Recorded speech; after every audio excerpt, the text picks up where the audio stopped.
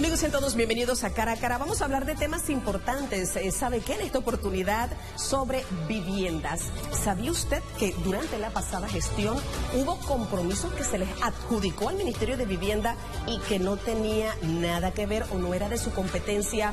¿Qué va a pasar con esos proyectos de vivienda que han sido adjudicados? ¿De cuántos millones de dólares estamos hablando? ¿Qué ha hecho la titular de esta cartera durante los primeros 100 días de gobierno? ¿Y qué proyectos se están auditando ya? Porque al parecer una cosa no concuerda con la otra. Todos estos temas vamos a hablar con nuestra invitada de hoy, la ministra de Vivienda, Inés María Zamudio, aquí en Cara a Cara. Ministra, muchísimas gracias por estar con nosotros en Cara a Cara. Yo solo espero que esta media hora nos funcione para hablar de tantos temas interesantes. Lo primero que quiero decirle es, en este caso muy particular, que el Ministerio de Vivienda es como sentarse en una silla eléctrica. De repente sale la gente a protestar porque no está de acuerdo con algo, como lo vimos en la pasada gestión, sobre todo con un tema muy importante, techos de esperanza, pero hay momentos también de tranquilidad. Y quiero arrancar por aquí. Durante estos primeros días de gestión, ¿cuál será la acción concreta que usted quiere atacar? Vamos a hablar de cosas que no han sido consistentes en el tiempo, pero si yo le preguntara a la ministra de Vivienda, ¿qué es lo primero que usted quiere atacar durante estos primeros 100 días? ¿Cuál sería su respuesta? Bienvenida a Cara a Cara. Gracias, Dorca, por la oportunidad. Bueno, son, como tú mismo dijiste, varios temas. Tenemos el tema de vivienda, los proyectos que están en ejecución, que no se van a detener. Sí se están auditando para que el producto final sea lo que debemos darle, viviendas dignas y seguras a la población. También tenemos, y te corrijo ahí, vivienda y ordenamiento territorial. Es importante el ordenamiento territorial y apostamos que en este viceministerio demos la cara para que seamos facilitadores de la inversión privada a través de la promoción, de los promotores, de las organizaciones. Esto fue bastante descuidado y es una gran queja que se nos ha manifestado la demora en estas aprobaciones. Eso va a dinamizar la construcción. Por otro lado, lo que son los proyectos que llevamos a cabo se están auditando, Techo de Esperanza, Renovación Colón, Ciudad Esperanza, porque sí, la verdad que encontramos que no estaban bien llevados. Techo de Esperanza tenemos alrededor de 350 millones de dólares en proyectos en ejecución, que de manera sin planificación alguna se otorgaron licitaciones de 500 casas, 1000 casas, pero no tenemos los beneficiarios reales. Tenemos que una vez se le adjudica al contratista ir a buscar dónde construimos la casa. Eso no puede ser y no puede volver a pasar. Claro, hablemos un poco de algunos proyectos. Hablemos de Techos de Esperanza, por ejemplo. ¿Qué cosas ocurrieron en el tiempo durante estos 5 años? Porque, ministra, si nosotros vamos a construir algo, lo que sea, y no hay una planificación o no hay una estrategia, mal podemos esperar buenos resultados. Ahóndame un poco más en qué cosas usted ha encontrado en este primer mes, en este diagnóstico que ha hecho la ministra de Vivienda. Bueno, tú bien nos dijiste, una mala planificación. Como dije anteriormente, se dieron licitaciones sin tener el beneficiario real en campo. 500 viviendas, un contratista tiene 500 viviendas, pero no sabe dónde las va a construir. Eso te afecta en tiempo, en el cronograma de ejecución. Cuando iban al sitio, la casa no tenía el título de propiedad, no tenía las dimensiones mínimas que como ministerio debemos exigir y exigimos a las promotoras cuando construyen una urbanización. Entonces se hace de manera desordenada y no planificada. Eso es lo que vamos a corregir. Se seguirá porque son contratos que hay que cumplir en la medida que tengamos los terrenos aptos para la construcción de las mismas. Se construyeron casas de techos de esperanza en lugares que no eran óptimos también para habitar, es decir, algunos lugares de riesgo. Ya nosotros sabemos cuáles son las consecuencias cuando se construyen lugares que son de riesgo. Es correcto, y es lo que provoca la mala planificación. Ahora, ministra, hablemos un poquito sobre el tema Colón, que ha llamado mucho la atención. El exmandatario Juan Carlos Varela, en su momento, él dijo, Colón va a ser uno de mis proyectos insignes, pero al final del camino, hoy vamos a Colón y vemos un Colón destruido, abandonado. Por ejemplo, hemos visto el tema de la Casa Wilco, que termina con una gran tela y no necesariamente restaurado. Pero yo quiero, ministra, dedicar un poquito de tiempo a esto. Hay cosas que el Ministerio de Vivienda asumió como propias cuando pertenecían a otras instituciones. Hablemos un poquito sobre este tema de lo que usted ha encontrado. Sí, ese es el problema, el origen del problema. Renovación Colón no fue un mal proyecto, o sea, lo que se buscaba, sino cómo se desarrolló. El Ministerio de Vivienda se dedicó a hacer, aparte del complejo habitacional, que es nuestra responsabilidad, hacer calles, sistema sanitario, puentes. Tenemos un proyecto licitado en los últimos meses de un emisario submarino, totalmente no cumpliendo con normas ambientales, porque lo que se debe hacer es una planta de tratamiento y no el Ministerio, sino el IDAN o la entidad responsable de saneamiento de la bahía, puede ser. Entonces, eso provocó una descoordinación. O sea, el Ministerio de Obras Públicas es el que debe hacer las calles. Patrimonio histórico, hacer las evaluaciones a través del Instituto de Cultura para lo que son las restauraciones de estos edificios de gran valor. La Casa Wilcox, en principio se tenía contemplado, es lo que hemos verificado en la documentación que reposa en los expedientes, que debía ser contemplada, pero al hacer los estudios sobrepasaba el límite de lo presupuestado. Ahí se dejó un presupuesto de 15 millones para restauración de edificios. Definitivamente, y los patrimonios son muy costosos y no se pueden hacer ni en 5 años. Que se debe restaurar, pero a través de la entidad correspondiente, que va a ser el próximo Ministerio de Cultura, nosotros apoyándolo con lo que es la parte normativa. Es decir, pero la Casa Wilcox sí, al final del camino esta gestión se compromete en restaurarla, ¿no? Hemos conversado con el licenciado Aguilera, él es de la misma opinión. Tenemos que hacer el esfuerzo como equipo de gobierno para buscar los recursos y no perder esta edificación. En resumen, ministra, lo que entiendo es que competencias del Ministerio de Obras Públicas, del IDAN, del INAC, en este caso muy particular, estaban dentro del Ministerio de Vivienda, es decir, que habían recursos del Ministerio de Vivienda que se podían utilizar para proyectos que sí estaban dentro de su marco o de su responsabilidad, que eran destinados a otras instituciones. Que totalmente así fue. ¿Y qué va a pasar con eso entonces? Ya eso se ordenó, ya eso se le está buscando una dirección. O sea, tenemos que cumplir con el alcance y el contrato, que tanto renovación urbana de Colón como los otros proyectos. O sea, no vamos a decir que vamos a detener los proyectos porque no vamos a ser irresponsables, pero en el futuro los proyectos que se proyecten van a ser enmarcados en nuestra responsabilidad. Vamos, ministra, a la primera pausa, pero mire, vamos a hablar sobre acciones concretas del Ministerio de Vivienda. Usted recientemente, durante esta semana, estuvo en la provincia de Chiriquí, se estuvo hablando de la ventanilla única. También hay un proyecto de ley que en Consejo de Gabinete ha sido tratado y es precisamente esta asociación público-privada que abre un marco de posibilidades, y sé que también tenía reuniones con la CAPAC y ellos mostraban algunas inquietudes de cosas que se han abandonado, y hay que decirlo, el sector de la construcción ha sido uno de los sectores más golpeados. ¿Por qué?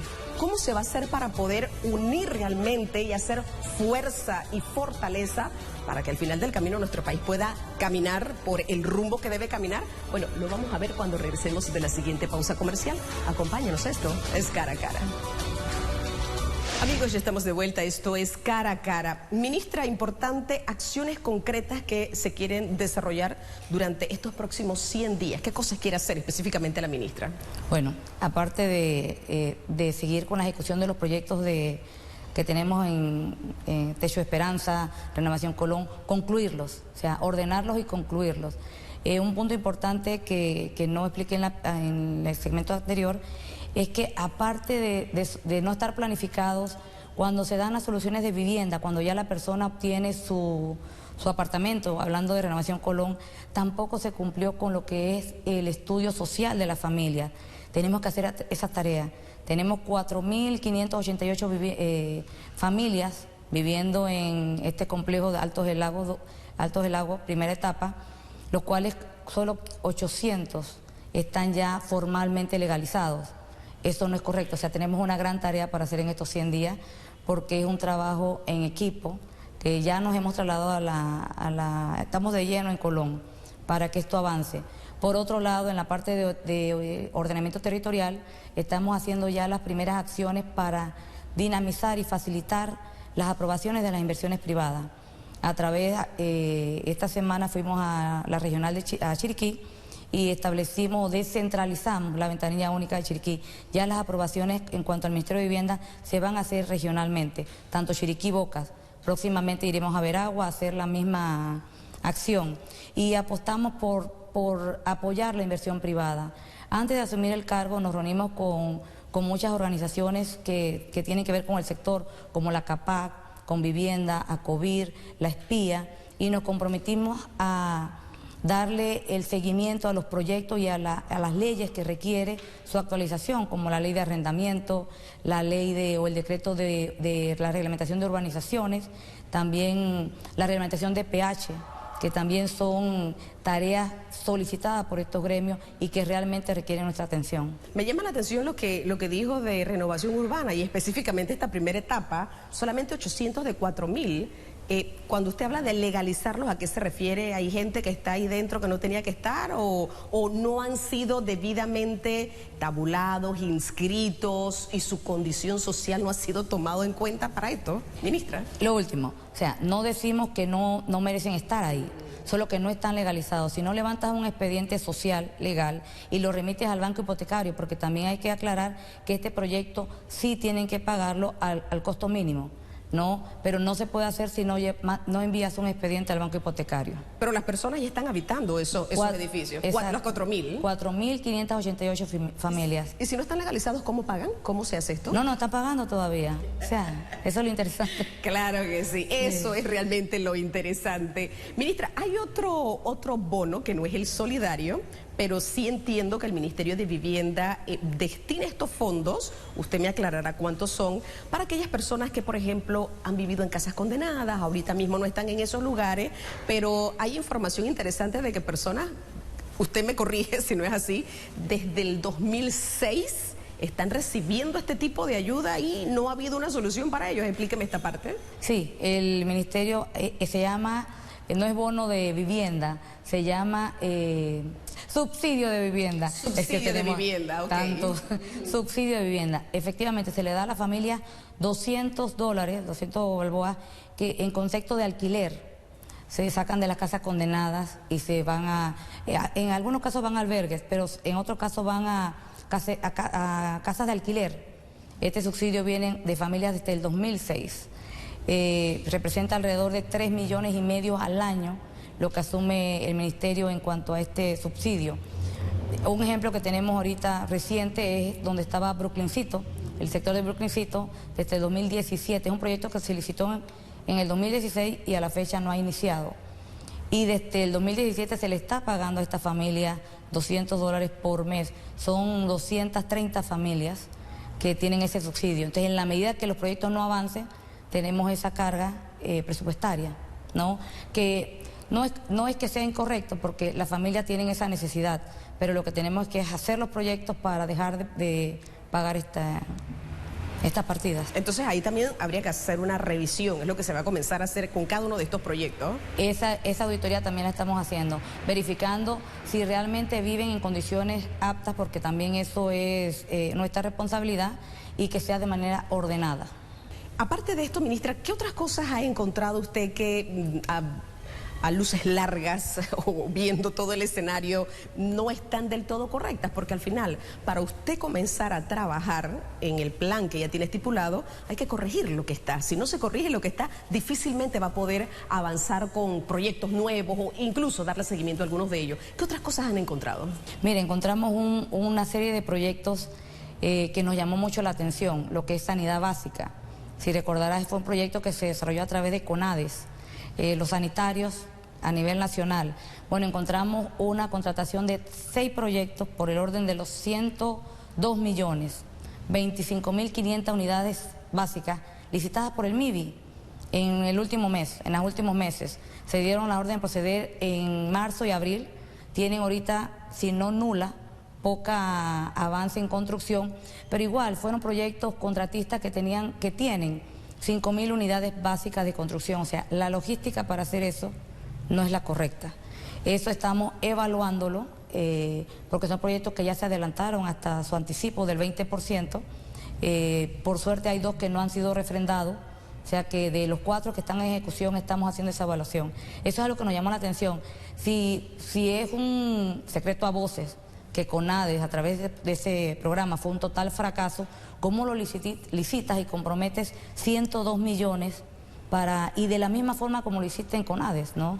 Pero estamos haciendo todas estas evaluaciones. No, a todas luces ahí hay algo que no huele bien, sí, o como decimos en buen panameño, deja un sabor amargo de repente de cosas que en los últimos meses se estuvieron haciendo. Cuando hubo ese periodo de transición, uno de estos temas se abordó con la pasada administración, se tocaron estos temas a la hora del informe. ¿Estos temas eran abordados o usted lo ve luego de ya sentarse y asumir el poder? O sea, fueron abordados de manera general. El de sanidad básica ni siquiera fue mencionado, pero los demás de manera muy, muy general. Cuando entras a los expedientes, haces las inspecciones, es que detectas todo esto. Bueno, ministra, hay que revisar muy bien todos esos proyectos. Miren, vamos a la última pausa. Me gustaría ver el tema de estas leyes, reitero, asociación público-privada, qué conlleva y cuáles son las cosas que a partir de este momento se quieren hacer a nivel de proyectos. Hay mucha gente que necesita definitivamente una vivienda. ¿Cómo se va a hacer con este tema de, vamos a abrir comillas, ordenamiento territorial? Que es una de las cosas que ha pasado en nuestro país, que líderes anteriores no han tenido esta visión de futuro y a nivel de carreteras, a nivel de calles, a nivel de edificaciones nos hemos quedado muy cortos. ¿Qué quiere hacer al final del camino esta gestión gubernamental para tratar de ir corrigiendo estas cosas? Bueno, lo vamos a ver luego de la siguiente pausa comercial. Amigos, la ministra de Vivienda y Ordenamiento Territorial aquí conversando con nosotros en Cara a Cara. Amigos, ya estamos de vuelta en Cara a Cara. Recuerde seguirnos a través de nuestras redes sociales, en Twitter, @Dorcas de la Rosa, y en Instagram, Dorcas_de la Rosa. Usted puede comentarnos las entrevistas y también, ¿por qué no?, hacernos sugerencias de próximos invitados. Ministra, la pregunta en cuestión, estas leyes que se quieren aprobar, que tienen que ver con asociación público-privada, al final del camino se quiere buscar ese camino para fortalecer tanto los planes que tiene el gobierno como los que tiene la empresa privada. ¿Dónde específicamente ve usted el beneficio en el ministerio que usted dirige? Sí, como mencionamos anteriormente, la forma tan desplanificada que se han ejecutado los proyectos dentro del ministerio es una salida, me parece, y estamos en el momento ideal. Tanto las finanzas que se están tratando de ordenar, como la misma construcción bien planificada, y a través de este mecanismo, de esta asociación público-privada, creo que vamos a lograr que los proyectos que todavía y faltan muchos por ejecutar sean realidad. Ahora, yo reitero esto, el ministro de Economía, Héctor Alexander, en múltiples ocasiones ha dicho austeridad porque aquí lo que no hay es dinero. ¿Cómo piensan ejecutar ustedes si al final del camino para el presupuesto del otro año hay que ver cuánto se le va a entregar al Ministerio de Vivienda? Es correcto, o sea, tenemos compromiso ya adquirido a través de las contrataciones. Eso se va a respetar, lo ha dicho el ministro Alexander. De hecho, ya parte de los fondos que se han gestionado internacionalmente es para pagar estos compromisos. Y tenemos que ser dinámicos. Creo que a través de esta asociación público-privada vamos a lograr estos objetivos. Háblame un poquito sobre estos proyectos básicos de ordenamiento territorial, que más que construir casas hay que ver primero el ordenamiento territorial para que haya buenos resultados, ministra. Así es una prioridad que nos ha manifestado el presidente, lo que es el ordenamiento, y también que seamos dinámicos en la parte de la promoción privada, a través de las ventanillas únicas, a través de la propiedad horizontal, lo que hablamos del arrendamiento. Todas estas leyes ya están en las mesas de trabajo para su actualización, y en los próximos días vamos a iniciar las consultas con las entidades como CAPAC, ACOVIR, Convivienda, La Espía, para que en el término de 100 días estemos presentando estos ya borradores para su aprobación. Habrían viviendas más baratas para los panameños. Yo creo que esto es una noticia que les alegraría mucho. Bueno, las viviendas realmente están accesibles. Lo que estamos también trabajando en lo que es el leasing inmobiliario, otro sistema innovador que va a permitirle a las personas que no son sujetos de crédito en un futuro tener su vivienda propia. Creo que tenemos que apostar en nuevas estrategias que nos permitan tener esa accesibilidad a las personas que no cuentan hoy en día con la facilidad financiera, económica. Hábleme un poquito sobre innovaciones, qué cosas quieren implementar también, de repente no en los primeros 100 días, obviamente, pero sí a lo largo de estos 5 años que el Ministerio de Vivienda quiere implementar. Bueno, es una prioridad de la administración, del buen gobierno, la digitalización de los procesos, de los sistemas. Ya estamos trabajando eso a través de la Dirección Nacional de Innovación, que al término, y tú lo dijiste, estos 5 años va a ser el inicio. Tenemos realmente 10 años perdidos en cuanto a innovación y tecnología. Hemos dado los primeros pasos a través de esta dirección y que en un futuro tengamos por lo menos la plataforma digital, que los trámites de aprobación, por ejemplo, de las urbanizaciones, se hagan en línea. Eso es importante. Casas condenadas, que hemos visto todavía muchas. ¿Qué va a hacer el Ministerio de Vivienda con estas casas condenadas? Exacto, darle la solución. Tenemos, ya te dije anteriormente, proyectos ya licitados. Vamos a direccionarlos a esa población, porque otra realidad es que a pesar de que se hicieron un número de casas regaladas a través de Techo de Esperanza, estamos haciendo el análisis si realmente fueron enfocadas a las familias que lo necesitaban. Pero las que están pendientes van a estar enfocadas a las familias condenadas, vulnerables, sin techo. Ese es nuestro objetivo. Y hay otro punto muy importante que es motivo de protestas en las calles, el tema de los invasores. Aquí hay un tema de que yo también necesito casa, pero de repente se aparecen en un terreno y yo no sé cómo es que se unen tantas familias para ocupar ese terreno. ¿Cómo se le dará solución a esto, ministra? Sí, bueno, empezando que no se permitirá invasiones de tierras privadas. La verdad que eso es inaceptable. Y esto es un trabajo en equipo, en conjunto. Los municipios, los gobiernos locales, a través de entidades como nosotros, el MIDES.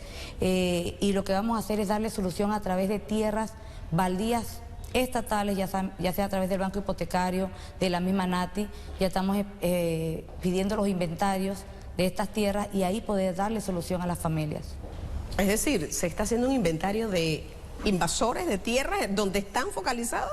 No, un inventario de tierras baldías de las tierras, estatales, okay. Pero también para dirigir los desarrollos de estas familias a ese sector. Pero también se tiene que ver el tema de las personas, ¿no? Exactamente, o sea, nosotros tenemos una dirección de asentamientos informales, pero eso debe cumplir un periodo de ocupación, pero invasiones nuevas es lo que no se va a permitir. Finalizo con esto, ministra, la misma estructura en el Ministerio de Vivienda, ¿cuenta usted con el personal capacitado? No me refiero a los que entraron con usted, sino a los que estaban en ese lugar, o de repente el tema que siempre preocupa, bueno, llegó un nuevo jefe y ¿qué va a pasar conmigo? ¿Cómo se manejará esto en el Ministerio de Vivienda? Bueno, desde el día 1 estamos haciendo la evaluación del personal y créeme que contamos con mucho personal y mucho personal de experiencia, pero también mucho personal con dualidades. Eso crea atrasos. Estamos haciendo la revisión, el personal que es profesional, técnico, hasta trabajadores manuales, que hagan su trabajo bien, no tienen de qué preocuparse. Pero aquel que está, honestamente, de más, lamentablemente tenemos que hacer el trabajo con las personas que requerimos, que necesitamos. ¿Cuál siente usted que es el obstáculo mayor que tendrá al asumir esta responsabilidad? Bueno, siempre en manos de Dios. Agradecida infinitamente por la oportunidad que Él me brinda, igualmente al presidente Cortizo que me ha dado la confianza para llevar a cabo este reto. Pienso que el Ministerio tiene una labor social importante, que se van a presentar obstáculos, claro, en la vida diaria se presentan, pero saldremos adelante, Dios primero, con el apoyo de todo el equipo gubernamental, que es el mensaje que nos ha dado siempre el presidente, trabajar en equipo. Y juntos lo vamos a hacer. Bueno, muchísimas gracias, ministra, por habernos acompañado en Cara a Cara. Hay mucho trabajo. Mire, solamente va el primer mes y mire todo lo que usted se ha encontrado dentro de esta cartera. El éxito, definitivamente, los resultados positivos con un trabajo en equipo y auguramos y deseamos definitivamente que así sea en esta cartera. Ya tendremos otras oportunidades de conversar con usted, de conocer mucho más a fondo y en la práctica cuáles son esos proyectos para beneficiar a toda nuestra población. Amigos, muchísimas gracias por habernos acompañado aquí en Cara a Cara.